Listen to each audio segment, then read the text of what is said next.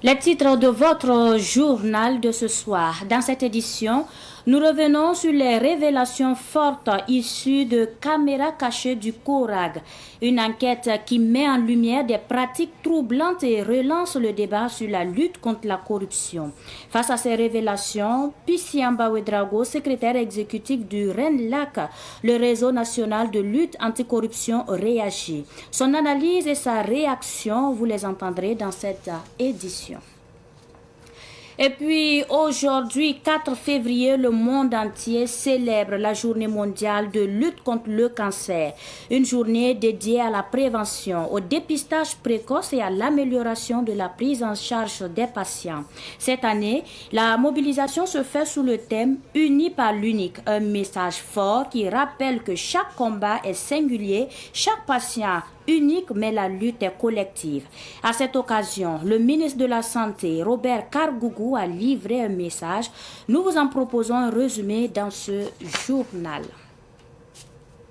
Ce sont les principaux titres de ce savant soir. Mesdames et messieurs, bonsoir et merci de nous choisir pour vous informer. Nous débutons par cette actualité. Je vous l'annonçais en titre. La caméra invisible du CORAG qui met à nu le niveau de corruption dans l'administration publique est appréciée par le réseau national de lutte anti-corruption, en abrégé RENLAC. Le RENLAC dit avoir vu les vidéos et affirme avoir rencontré des cas similaires. Le réseau formule des recommandations pour pallier ce problème de corruption au Burkina Faso.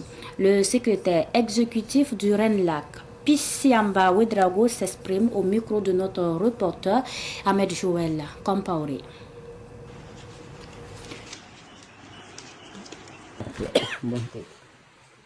Nous avons effectivement vu les vidéos. Ce que cela suscite de notre part, c'est bien sûr qu'il est question de présenter certains cas de corruption. De notre point de vue, le RENLAC, tout comme d'autres structures, les OSC qui acteurs dans le domaine de la lutte contre la corruption, ont effectivement déjà montré des cas similaires. Donc de notre point de vue, bon, c'est dans ce cadre-là que nous plaçons les vidéos qu'on a vues. Bon, cependant, je pense que ces vidéos-là viennent, n'est-ce pas, à la suite d'un certain nombre de discussions ou de débats autour du rapport que nous avons publié le 22 décembre 2025 sur l'état de la corruption, donc 2024.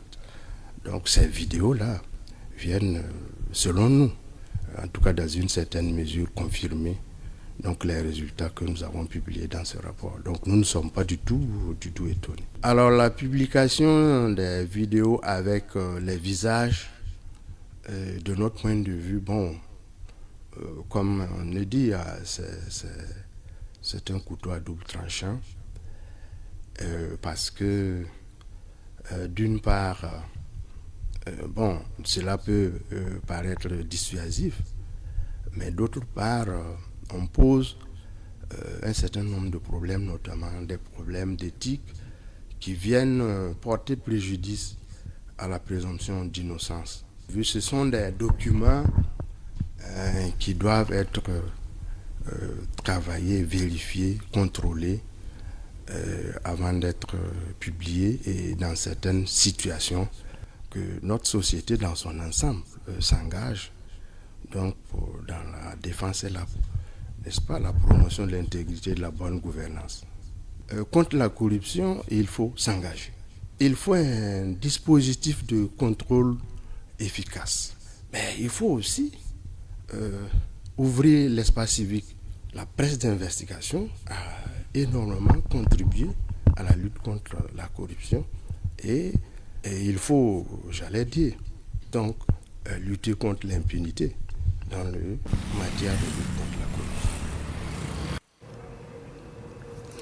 Nous poursuivons cette fois-ci avec des réactions sur le discours du Premier ministre sur la situation nationale à l'Assemblée législative de transition le 30 janvier dernier. Qu'est-ce que les habitants de Koudougou dans la région du Nando pensent du discours du Premier ministre sur l'état de la nation? Ruben Wilson Kodjo a rencontré quelques-uns. On les écoute. Nous avons suivi ensemble donc l'adresse à la nation du Premier ministre et il a évoqué beaucoup de questions. Ceux qui retiennent mon attention, c'est évidemment donc le retour donc de la sécurité, l'avancée significative donc du recouvrement de notre territoire national. Il a évoqué le retour massif des populations et ce qui nous réconforte, c'est cela. En plus de cela, nous avons remarqué aussi, il a cité donc la réouverture des classes, combien importante donc pour l'éducation. Et allant dans ce même sens, le deuxième point qui marque mon attention, c'est effectivement l'intégration ou bien la réforme éducative que nous avons entendue et nous avons vue, à commencer déjà par l'immersion patriotique qui s'est étendue au-delà des classes d'examen aux classes intermédiaires.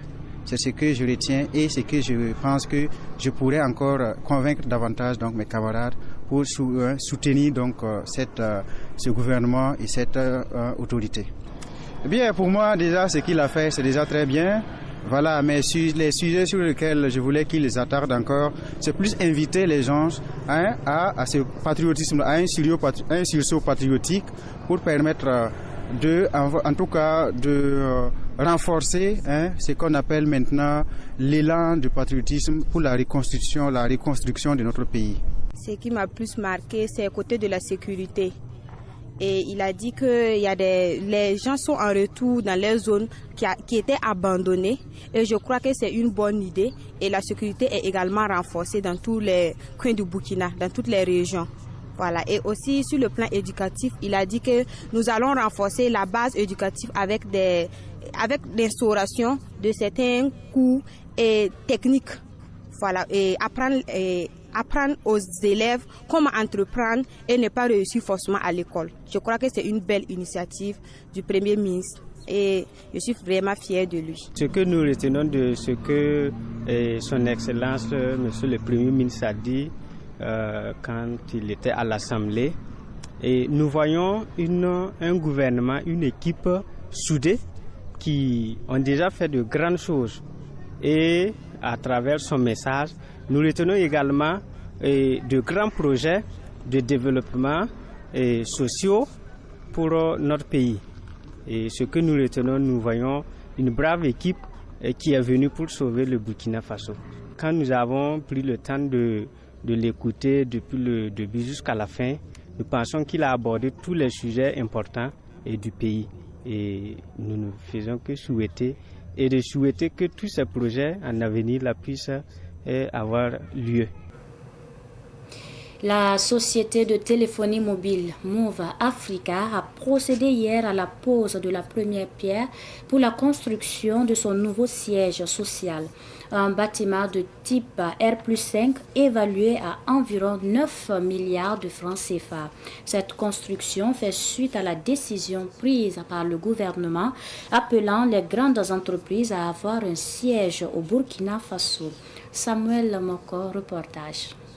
Ce terrain de 7000 m² abritera bientôt le nouveau siège social de Move Africa Burkina. Il s'agit d'un bâtiment de type R+5 extensible à R+7 pour un coût total évalué à 9 milliards de francs CFA. Cela vise à s'inscrire dans la vision et la volonté du président du Faso qui a demandé aux grandes entreprises exerçant au Burkina de se doter de sièges de haut standing. C'est un siège qui se veut moderne, c'est un bâtiment R+5 extensible en 7 avec un sous-sol qui pourra prendre autour de 44 véhicules et un parking au rez-de-chaussée qui pourra prendre autour de 200 véhicules. Alors c'est un siège qui allie modernité, élégance et ça prend en compte toutes les énergies renouvelables. C'est un siège à l'image de la société Onatel SA et Move Africa et un siège à la dimension de ce que nous avons comme vision pour le futur. Onatel SA est le fleuron de la téléphonie au Burkina Faso. Alors elle est sur ses anciennes installations depuis sa création. Alors donc aujourd'hui, ce siège innovant permettra de prendre en compte, voilà, et de créer un cadre de travail et de vie pour les travailleurs de l'Antel SA. Et puis, comme nous l'avons si bien dit, de contribuer à la construction de notre patrie si chère à notre chef d'État et à notre peuple entier. Pour le ministre chargé de la transition digitale, Aminata Zerbo, cette initiative de Move Africa témoigne de son ambition d'être une entreprise moderne qui se conforme à la volonté du gouvernement en matière de transformation numérique. Nous nous réjouissons que Move se soit engagé à mettre en œuvre la loi adoptée récemment et qui veut que les entreprises d'envergure aient des sièges à la hauteur justement de leur envergure dans notre pays.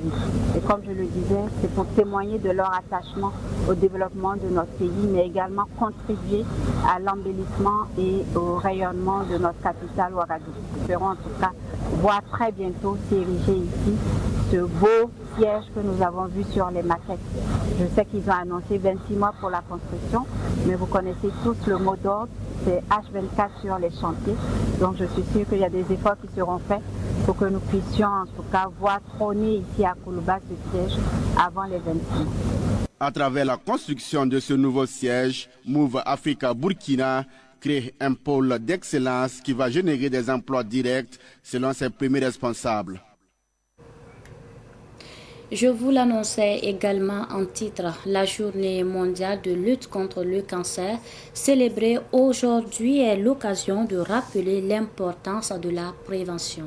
Le Burkina Faso s'est joint à la communauté internationale pour marquer sa solidarité envers les personnes vivant avec la maladie. Ainsi, dans une déclaration officielle, le ministre de la Santé, Robert Kargougou, a rappelé l'importance de cette commémoration placée cette année sous le thème « Unis par l'unique ». La synthèse avec Cynthia Zungana. Selon le premier responsable du département de la santé, le cancer demeure un problème majeur de santé publique à l'échelle mondiale. Il a indiqué qu'en 2022, près de 20 millions de nouveaux cas ont été enregistrés pour environ 9,7 millions de décès, ajoutant que les projections font état de 35 millions de nouveaux cas d'ici 2050, avec une charge particulièrement lourde pour les pays à ressources limitées. S'agissant du Burkina Faso, Dr Kargougou a souligné que les cancers gynécologiques et mammaires représentent à eux seuls près de 40% des cas, suivis des cancers digestifs, urologiques et cutanés. Les cancers du sein, de la prostate et du col de l'utérus restent les plus fréquents. Citant les données de Globocan, le ministre a précisé qu'environ 3 femmes meurent chaque jour du cancer du sein et 3 autres du cancer du col de l'utérus. Il a également relevé que près de la moitié des patients décèdent dans l'année suivant le diagnostic, une situation qu'il attribue notamment au retard de consultation et aux difficultés d'accès aux soins.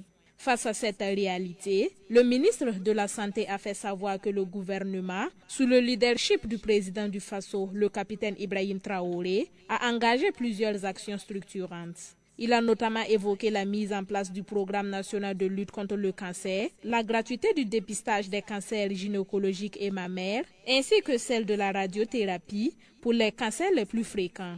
À cela s'ajoute, selon lui, l'acquisition de cliniques mobiles pour renforcer le dépistage sur l'ensemble du territoire, la construction de centres de radiothérapie à Ouagadougou et à Bobo-Dioulasso, ainsi que la vaccination gratuite des jeunes filles contre le HPV, qui est un virus sexuellement transmissible. Dr Robert Lucien Jean-Claude Kargougou a par ailleurs annoncé plusieurs perspectives, parmi lesquelles l'élaboration de protocoles nationaux de prise en charge, le renforcement de la formation des spécialistes, la subvention de la chimiothérapie et l'extension de la vaccination HPV aux filles de 9 à 14 ans.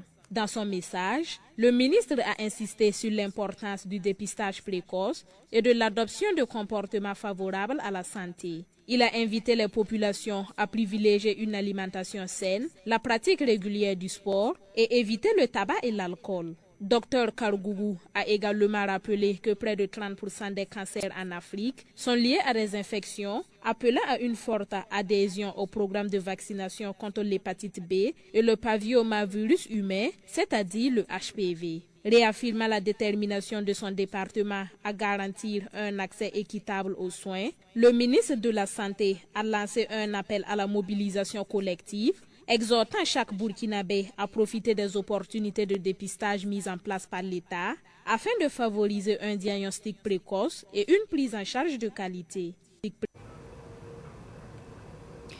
Et pour la suite, l'association Woubr la Sagle Zaka a organisé samedi dernier son droit annuel. Cette association fait également de l'éducation socio-professionnelle son cheval de bataille.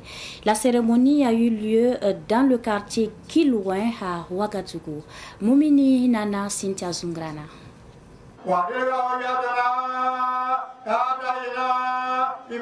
Depuis sa création, l'association Woubr la Sagle Zaka s'est donnée pour mission d'accompagner les ménages dans le renforcement de l'éducation familiale en mettant l'accent sur les valeurs de responsabilité, de cohésion sociale et de dialogue au sein des foyers. À travers des séances de sensibilisation et de formation, l'association intervient auprès des parents afin de les outiller pour mieux encadrer et orienter leurs enfants. Le fait que les femmes et les enfants soient venus à la cérémonie pour profiter des conseils, c'est déjà une bonne chose. Ils constituent d'ailleurs notre cible. Si eux ils sont sur le droit chemin, le monde ira vers le meilleur. Les femmes et les enfants peuvent contribuer à l'avènement d'un monde de paix. Notre association Woubr la Sagle Zaka s'intéresse aux problèmes que rencontrent les foyers. Elle se préoccupe aussi de la coexistence pacifique. Notre association Woubr la Sagle Zaka a été créée il y a 4 ans maintenant. La création Parallèlement, l'association accorde une place importante à l'éducation socio-professionnelle, notamment à travers des activités de formation, d'orientation et de renforcement de capacités au profit des jeunes. Ces actions visent à favoriser leur insertion professionnelle et à développer l'esprit d'initiative. Nous avons pensé que si on endeuille nos populations, si au niveau des familles il n'y a pas cette cohésion, si au niveau des amitiés il n'y a pas cette cohésion, on se dit que l'éducation a péché à quelque part. Le développement d'une nation commence par l'éducation. Si une nation est bien éduquée, on se dit que tout part de là. Alors, lorsque vous avez un peuple qui est éduqué, s'il y a un dérapage, l'appel à la raison peut être vite fait. À l'occasion de cet anniversaire, les responsables de l'association réaffirment leur volonté de poursuivre et de renforcer leurs actions à faveur d'une éducation familiale solide et d'une jeunesse socialement et professionnellement épanouie.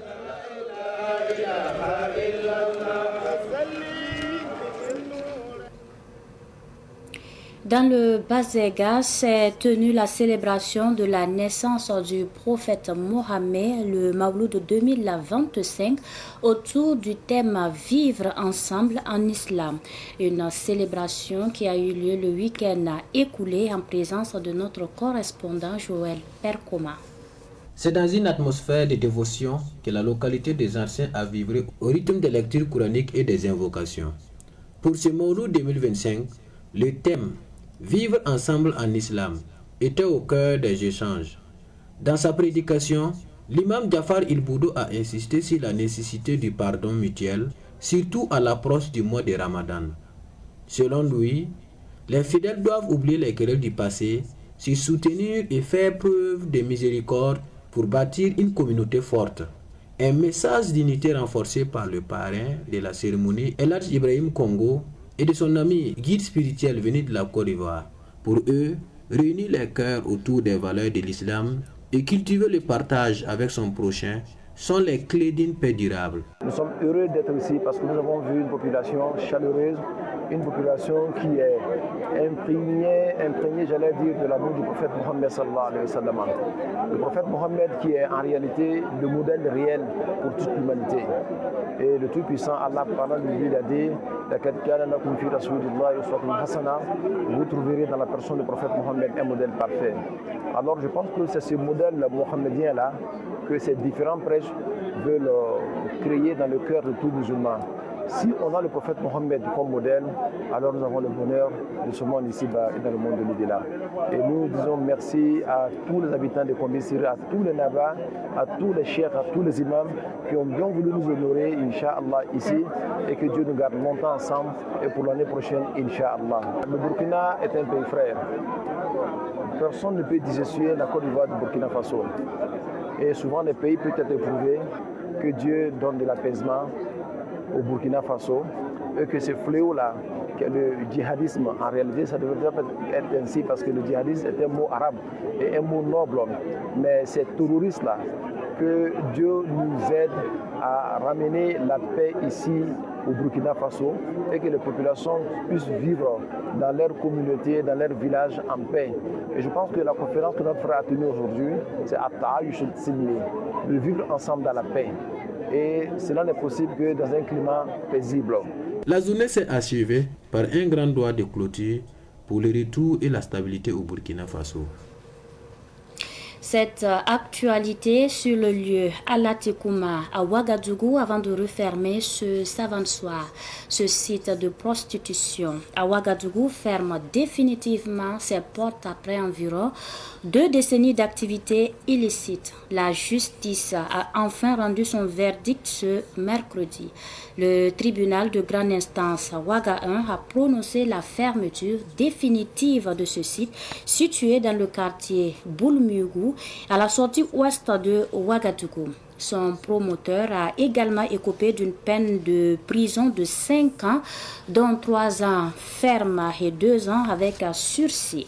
Cette condamnation vient mettre fin à la traite de mineurs, une exploitation de femmes étrangères et de trafic de stupéfiants.